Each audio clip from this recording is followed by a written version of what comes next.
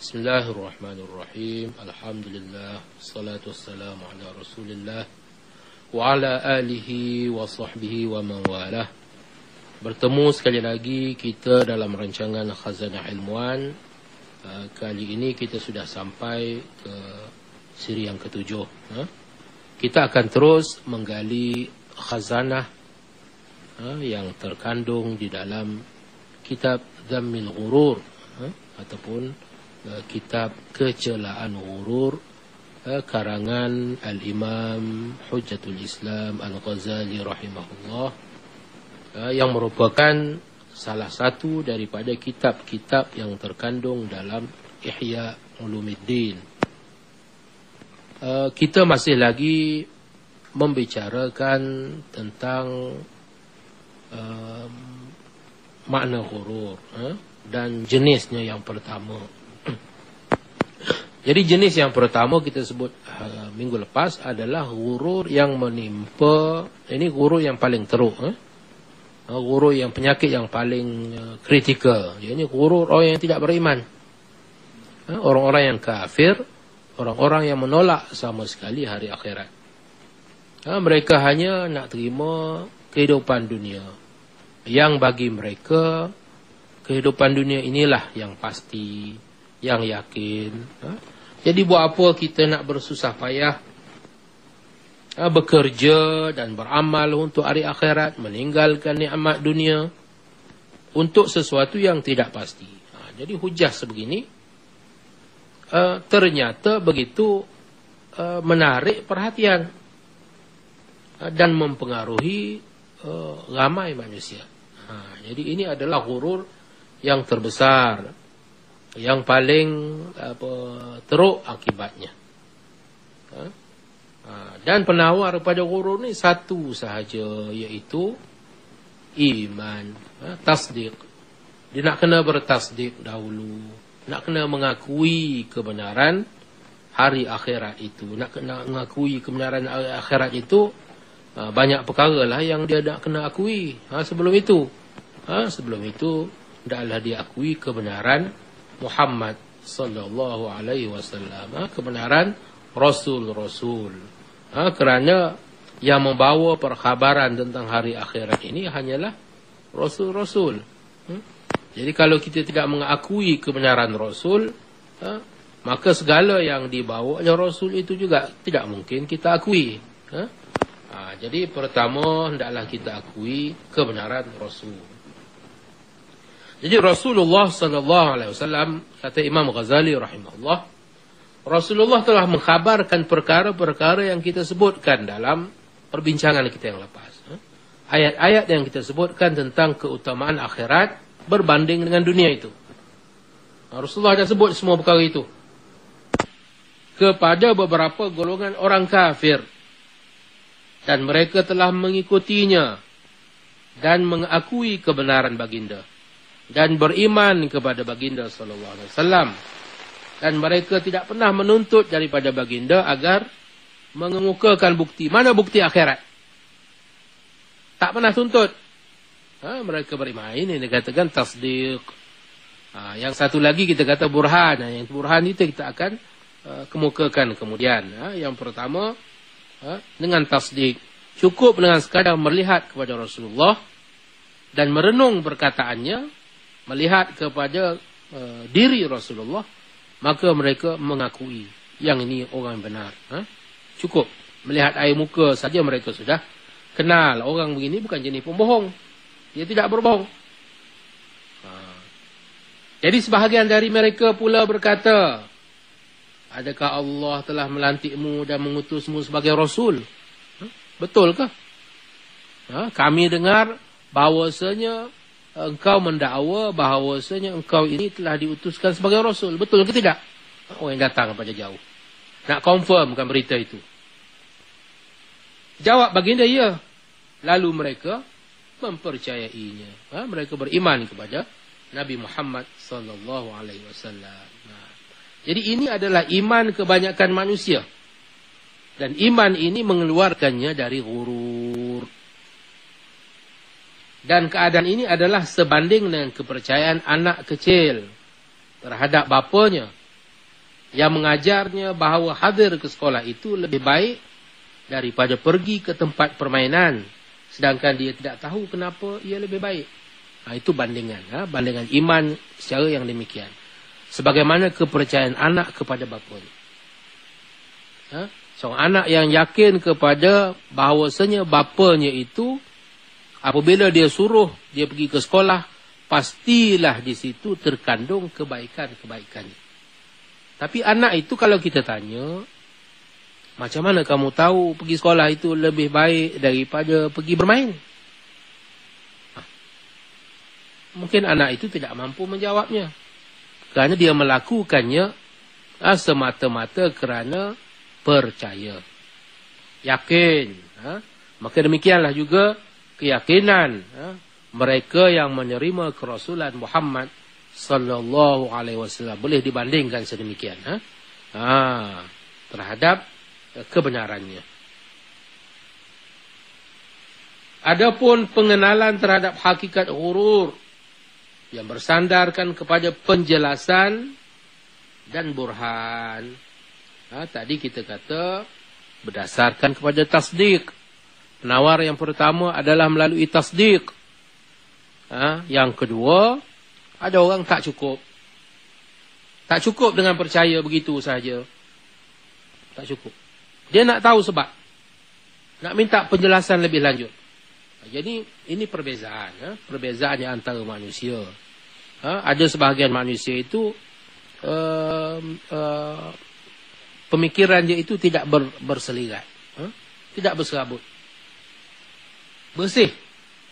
Senang untuk dia terima. Ada manusia itu fikiran itu sudah berselirat dengan berbagai-bagai pandangan yang telah ada selama ini. Jadi sukar untuk dia hanya bertukar, tiba-tiba tukar kepada pandangan yang lain. Jadi kita kena kenal bentuk-bentuk manusia. Jadi untuk golongan yang kedua ini mereka perlukan kepada penjelasan, perlukan kepada pembuktian.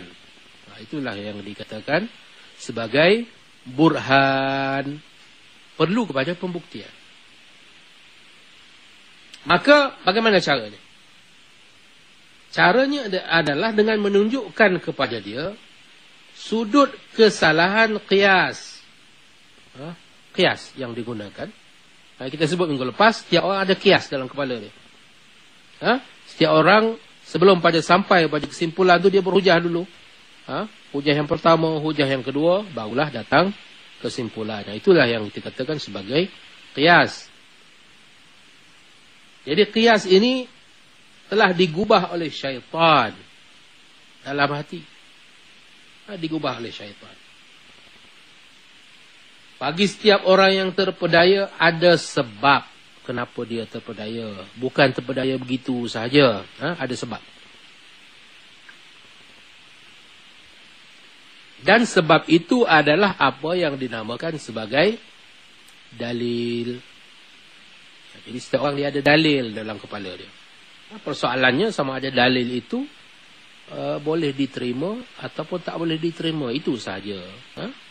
Walau macam mana sekalipun, setiap orang ada dalil, ada hujah. Termasuklah Hitler. Apabila dia bunuh jutaan manusia. Dia ada sebab-sebab tertentu dalam fikiran dia. Termasuklah juga Stalin. Diktator-diktator yang terkenal dalam sejarah manusia. Setiap perlakuan yang mereka lakukan itu adalah disandarkan kepada hujah-hujah yang tertentu. Hujah-hujah itulah yang dikatakan sebagai dalil. Maka setiap dalil adalah sejenis qiyas yang berlaku di dalam jiwa dan menghasilkan ketenangan padanya. Walaupun dia tidak menyedarinya dan tidak berupaya menuturkannya dengan lafaz para ilmuwan. Jadi kita tetap berhujah, tapi sebahagian besar pada hujah itu bukan dengan apa secara sedar. Bukannya kita sebut satu begitu. Tapi tetap ada dalam fikiran kita. Walaupun sebahagian orang mungkin dia tidak mampu untuk mengungkapkannya dengan kata-kata. Akan tetapi mesti ada sebab. Maka qiyas yang digubahkan oleh syaitan itu kita nak menganalisa. Yang dikatakan qiyas itu yang kita sebutkan juga telah digubah oleh syaitan. Telah dipengaruhi oleh syaitan. Ini ada dua premis. Yang pertama, yang bergerak ataupun dalam bahasa Arabnya naqdun. Sedangkan akhirat itu tertangguh ataupun nasi'ah. Ad-dunya naqdun wal akhiratu nasi'atun. Dunia itu segera cash, dah ada depan mata. Akhirat itu tertangguh, tak pasti, kemudian entah ada entah tidak. Ini premis yang pertama. Dan premis ini sahih. Hanya betul lah, dunia yang ada sekarang, akhirat belum lagi. Betul. Premis yang kedua, bahawa yang segera itu lebih baik dari yang tertangguh. Ini yang kedua. Yang segera itu lebih baik dari yang tertangguh. Dan di sinilah berlaku kekeliruan. Kacaunya pada premis yang kedua. Premis yang pertama okey, betul. Premis yang kedua dah mula masuk kekacauan itu. Iaitu apabila orang itu berkata yang segera lebih baik dari yang tertangguh. Sebaliknya, kalau sekiranya yang segera itu sama kadar dan maksudnya seperti yang tertangguh, maka tentulah ia lebih baik. Kita boleh terima premis yang kedua itu sebagai sah kalau sekiranya yang tertangguh dengan yang segera itu sama kadarnya. Contohnya, seorang nak bagi kat kita duit RM10. Okey. Dia kata, kalau kau nak sekarang, aku bagi RM10. Kalau kau tunggu petang sekarang, aku bagi RM50. Sama ke tidak nilai dia? Nilai dia tak sama. Jadi, kalau dengan sebab itu, macam tu saya nak ambil yang sekarang lah, dapat RM50. Kalau macam tu, sudah terbatal. Kata-kata yang kedua tadi. Premis yang kedua bahawasanya yang segera itu lebih baik daripada yang tertangguh. Tapi kalau dia kata, engkau terima sekarang pun RM10, terima petang sekarang pun RM50, baiklah kita ambil sekarang, betul tak? Kerana tak ada beza. Buat rugi je tunggu petang baru nak dapat RM50. Baiklah kita terima sekarang, sama juga tetap dapat RM50. Sama saja. Yang itu hanyalah boleh dianggap sama kalau nilai dan maksudnya sama seperti yang kita sebutkan tadi. Yang sekarang yang tertangguh sama banyak. Tapi kalau sekiranya yang sekarang itu lebih kurang daripada yang tertangguh, maka pastilah yang tangguh itu lebih baik. Maka si kafir yang terpedaya sanggup melaburkan 1 dirham. Dirhamnya duit dulu lah. Sekarang pun ada yang guna dirham. Tak kira lah 1 dirham ke, RM1 ke, $1 ke. Dalam perniagaannya demi mendapat 10 dirham yang tertangguh. Ini contoh kita bagi. Yang sekarang kita ada 1 dirham. Kalau kau laburkan, mungkin kau boleh dapat 10 dirham. Tapi 10 belum pasti. RM1 sudah pasti. Ada. 10 belum pasti. Tapi nak dapat 10, nak kena laburkan dahulu. Dia tidak pula berkata, yang segera itu lebih baik dari yang tertangguh, maka aku tidak akan melepaskannya. Ini hujah ke tadi. Ini hujah yang sangat bijak. Hujah yang sangat bijak. Tak ada pula dia kata, okey, engkau ada RM1, kalau engkau bagi aku melabur dalam perniagaan aku ini, RM1 itu, dia akan jadi RM10. Kalau engkau bagi RM1,000, dia akan jadi RM10,000. Dia tak ada pula kata, elok-elok aku dah ada RM1. Buat apa aku harapkan dapat RM10 yang tak pasti? Dia tak buat macam tu.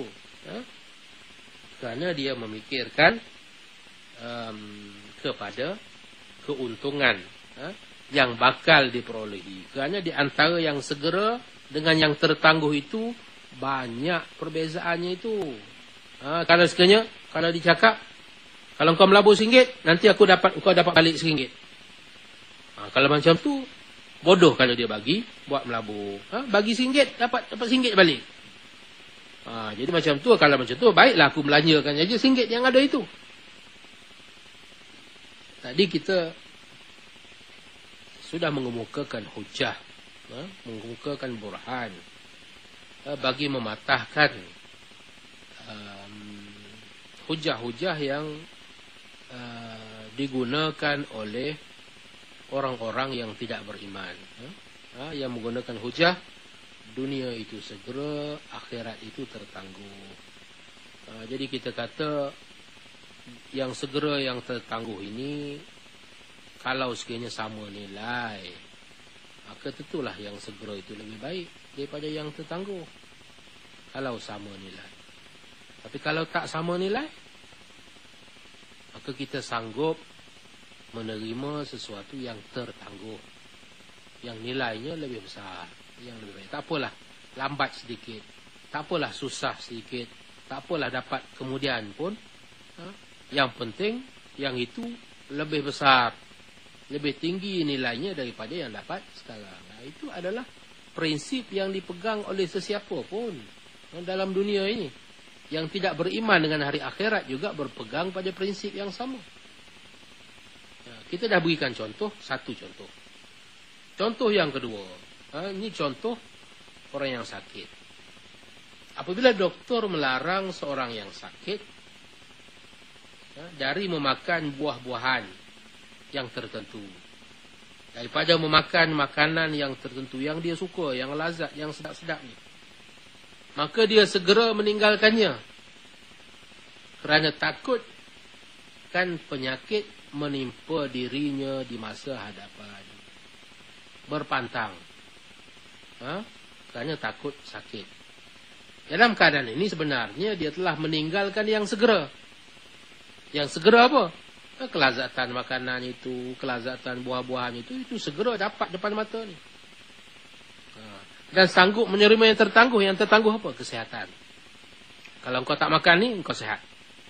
Macam tu. Kalau engkau makan, engkau tak sihat. Macam mana? Maka pada masa itu, dia sanggup mengelakkan diri daripada memakan makanan yang tertentu, buah-buahan yang tertentu, demi kerana meyakini nasihat doktor tadi, bahawasanya dia akan mendapat manfaatnya kemudian. Contoh lain, banyak contoh sebenarnya kita boleh berikan. Contohnya para saudagar semuanya sanggup melayari samudera dan berpenat lelah harungi pelayaran sekarang demi kerehatan dan keuntungan di masa hadapan. Kalau kita tengok orang dahulu, kalau berniaga, belayar, itu bukan benda yang main-main. Mengambil masa bertahun-tahun, meninggalkan kampung halaman, naik kapal yang belum tentu selamat, pergi ke sebuah negeri yang begitu jauh yang kita tak tahu macam mana keadaannya, macam-macam perkara boleh berlaku. Di tengah jalan mungkin ada lanun, ada perompak dan sebagainya, yang boleh menyebabkan kecelakaan kepada diri kita. Tetapi demi memikirkan keuntungan, bawa satu kapal, bawa balik berapa banyak keuntungan yang boleh didapati daripada kesusahan yang dilakukan itu, yang dilalui itu. Kalau sekiranya 10 pada masa akan datang lebih baik dari 1 pada masa sekarang, maka bandingkanlah tempoh kelazatan dunia dengan akhirat. Kerana sepanjang-panjang umur manusia pun sekitar 100 tahun. Dan tidak sampai 1/10 juzuk dari jutaan juzuk akhirat. Itu bila kita bandingkan dengan akhirat. Dalam dunia kita boleh berfikir macam tu. Bagaimana kalau kita gunakan bentuk pemikiran yang sama untuk mempertimbangkan kedudukan dunia dibandingkan dengan akhirat. Maka keadaannya seumpama seorang yang meninggalkan satu demi memperolehi 1,000,000. Bahkan sebenarnya dia akan menerima sesuatu yang tiada terbanding dan tiada terhad. Bila kita bandingkan dunia dan akhirat. Kalau sekiranya dia melihat dari sudut jenis pula, dia akan dapati kelazatan dunia itu tidak murni sifatnya. Bahkan bercampur aduk dengan kekotoran. Sedangkan kelazatan akhirat itu suci, tidak tercemar. Kita bandingkan dari segi kedua-dua, dari segi kualiti dan dari segi kuantiti. Dari segi kuantiti pun dunia kalah berbanding dengan akhirat. Begitu juga dari segi kualiti. Dunia tidak boleh dibandingkan dengan akhirat. Oleh sebab itu dia telah tersilap apabila dia berkata yang segera itu lebih baik dari yang tertangguh. Silap. Yang demikian itu adalah ghurur. Itulah yang dikatakan ghurur. Silap faham di sini. Dan silap faham ini terbit daripada penerimaan terhadap suatu lafaz yang umum, lagi masyhur digunakan, sedangkan makna yang dikehendaki adalah khusus. Memang lafaz itu umum. Jadi lafaz itu umum. Secara umumnya kalau kita kata yang segera lebih baik daripada yang tertangguh, itu umum. Bila disebutkan lafaz yang umum ini, kita mungkin akan angguk kepala. Kerana betul juga, yang segera lebih baik dari yang tertangguh. Segera ni cash lah. Tertangguh ni cek. Cek nak bawa ke bank. Katakanlah seorang offer nak bayar kepada kita, dua pilihan. Kalau saya bayar cash, saya bayar RM100. Tapi kalau awak terima cash, saya bagi RM1,000. Adakah kita akan kata, baik sekarang saya nak RM100 sekarang? Itu orang yang kurang cerdik. Orang yang cerdik, tak apalah. Bagi cek pun, ambil masa 3 hari baru dapat pun tak apalah. Tapi RM100.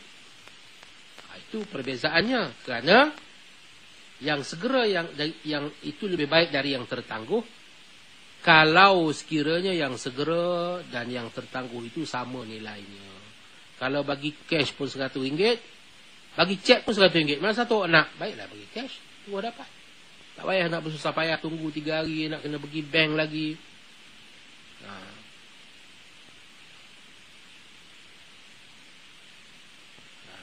Maka orang yang terberdaya itu kerana kelalaiannya telah tidak mengetahui, yakni tidak menyadari maknanya yang khusus itu. Sesungguhnya orang yang berkata yang segera itu lebih baik dari yang tertangguh, sebenarnya memaksudkan lebih baik sekiranya yang tertangguh itu sebanding kadarnya, walaupun dia tidak menyatakan sedemikian. Dia sebut secara umum sahaja. Tetapi maksud dia, yang dia tidak sebutkan, yang tersirat adalah sekiranya kadarnya itu sama. Jadi kita tak boleh nak gunakan prinsip yang sama apabila kita menilai dan menyamakan dunia dengan akhirat. Jadi dua itu tidak sama nilaikan, bahkan langsung tidak boleh dibandingkan. Oleh kerana orang itu telah membuat seolah-olahnya dunia dan akhirat itu sama nilainya, maka di situlah letaknya kesilapan. Qiyas yang kita katakan sebagai qiyas yang digubah oleh syaitan. Jadi syaitan telah memperdayakan orang itu dengan sangkaan dia. Sangkaan dia bahawasanya dia itu cerdik lah. Dia sangka dia cerdik lah kerana dia berfikiran bahawasanya dunia itu lebih baik. Kelazatan dunia itu lebih yakin. Oleh sebab itu baiklah kita hidup dan kita nikmati dunia ini sepuas-puasnya dan kita lupakan akhirat. Dia sangka dirinya itu adalah seorang yang cerdik. Bahkan dia mengatakan orang yang beramal untuk akhirat itulah orang yang bodoh. Jadi hakikatnya adalah sebaliknya. InsyaAllah kita akan sambung huraian yang berikutnya dalam pertemuan-pertemuan kita yang akan datang.